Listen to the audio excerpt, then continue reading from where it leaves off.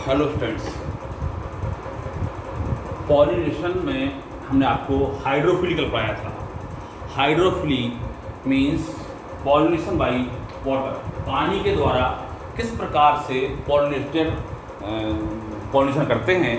Means ये एक medium है जिसके सहायता से पॉलिनेशन में हेल्प मिलती है।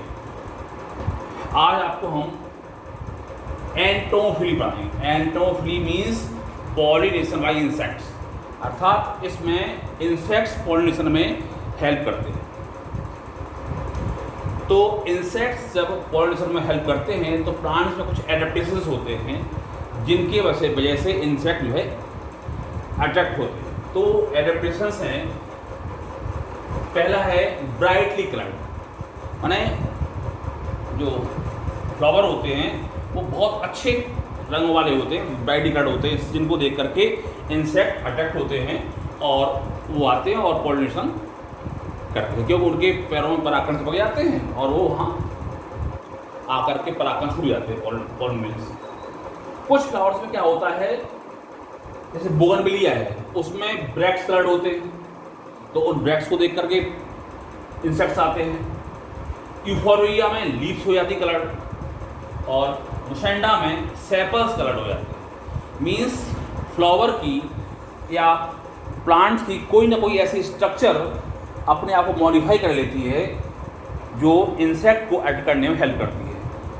उसमें चाहे फ्लावर स्वयं हो या ब्रैक्ट्स हों, उसके लीव्स हों या सेपल्स हों, कोई ना कोई ऐसा पार्ट अट्रैक्टिव हो जाता है जिससे इंसेक्ट उसकी ओर आकर्षित होता है। सेकंड वन है सेंट और स्मेल।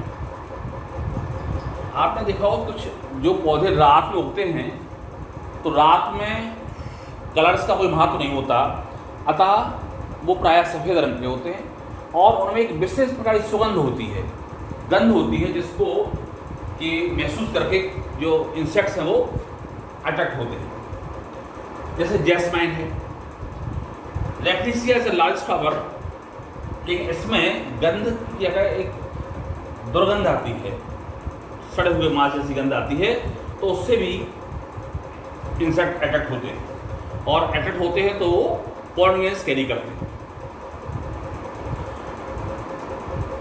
कॉन्स्पिकुअस में सामान्य फ्लावर है वो क्लियरली विजिबल होता है। अगर वो पौधा फ्लावर छोटा है तो क्लस्टर पाया जाता है। जैसे सूर्यमुखी का पौधा, सनफ्लावर देखा होगा, उसमें दो प्रकार के फ्लावर्स पाए जाते हैं, डिस्क्लोरेट और रेफ्लोरेट, जो कि एक कैबिनल प्रकार का जो है इन्फ्लोरेसेंस है। उसमें जो सेंटर की ओर होते हैं वो डिस्क्लोरेट पाए जाते हैं और पेरिफेरी की ओर रेफ्लोरेट पाए जाते हैं। और फोर्थ है एडिबल पॉलिनेशंस। इसमें कुछ इंसेक्ट पॉलिनेशंस को खाते हैं जिस वजह से वो वहाँ आते हैं और पॉलिनेशंस को वहाँ छोड़ जाते हैं, जैसे पेपर और रोजा। कुछ प्लांट्स में नेक्टर ग्लैंड्स पाई जाती हैं, मकरंद ग्रंथियाँ, जिससे कि फ्लावर उनको देखकर अट्रैक्ट होते हैं और मकरंद इकट्ठा करने के लिए वहाँ आते हैं और पॉलिनेशंस को छोड़ जाते हैं। जैसे एंटीलिना, इसमें ये फ्लावर है, ये फीमेल फ्लावर है, वो ये स्टेमन है, ये नेक्टर ग्लैंड है। तो यहाँ से कोई इंसेक्ट आएगा तो यहाँ जो हेयर स्ट्रक्चर होता है, इनमें से जब होकर निकलेगा तो पॉलिनेशंस इसमें लग जाते हैं, और जैसे यहाँ तक आता है तो ये स्टेमन है उसके पॉलिनेशंस को रिसीव कर लेते हैं, और जैसे ही वो कहीं दूसरे प्लांट पे जाएगा तो पॉलिनेशंस जो है उसके साथ चिपके चले जाएंगे और वो दूसरे फ्लावर पे जाके पहुँच जाएंगे। तो ये हो गया नेक्टर ग्लैंड का। इसके बाद है ये ऑर्चिड ऑफ एरिस।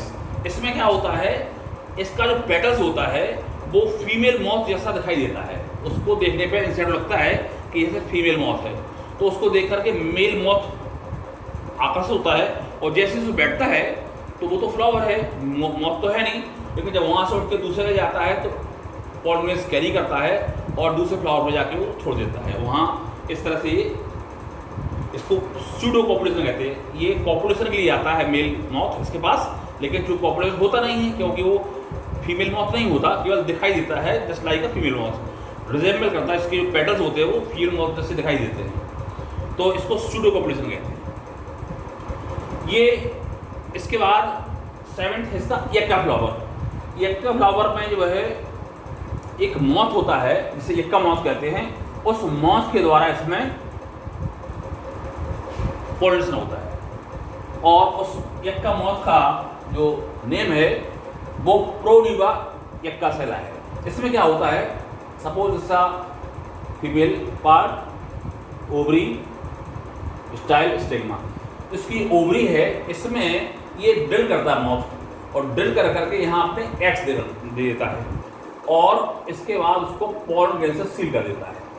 तो ये जो यक्का फ्लावर है इसमें दोनों को फायदा होता है, इंसेक्ट को भी फायदा होता है और फ्लावर को फायदा होता है कि उसका पॉलिनेशन हो जाता है, और उसके मॉथ को फायदा होता है कि उसके एग्स हैं वो वहाँ सर्वाइव करते हैं, और ये पॉलिनेशन वगैरह इनको खा करके वो सर्वाइव कर लेते हैं।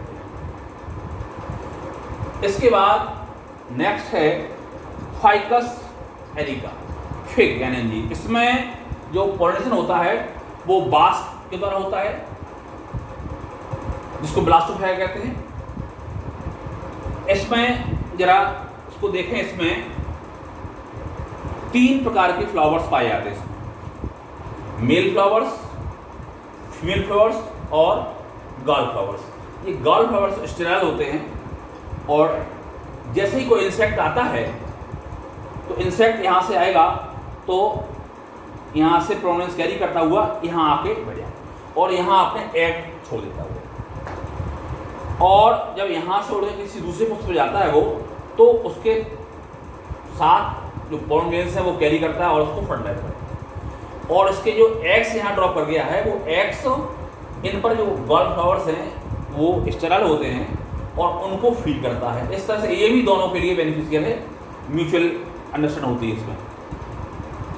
तो ये हो गया फाइकस या एरिका।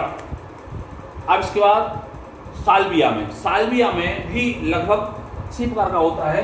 इसमें नेक्टर ये भी बाई लेविटिकुल पाया जाता है, ये यानी इसमें 2 और से आकृति होती है।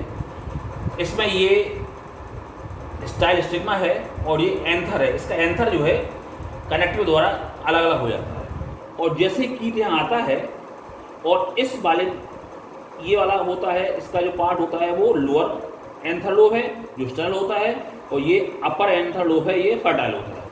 तो लोअर एंथर लोब पर कीट बैठ जाता है, यहाँ नेक्टर होता है, और जैसे कीट बैठता है तो ये जो ऊपर वाला पार्ट है ये बेंड होता है और उससे टच करता है, तो इसके जो पॉलन ग्रेन्स है वो कीट के साथ चिपक जाते हैं, और जब वो उड़कर कहीं दूसरे जगह पहुँचता है तो वो पॉलिनेशन करने में हेल्प करता है। इस प्रकार से ये पॉलिनेशन में कीट मदद करते हैं।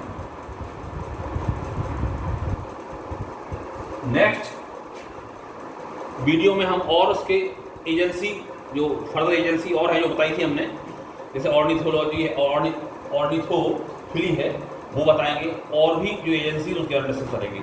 थैंक्स।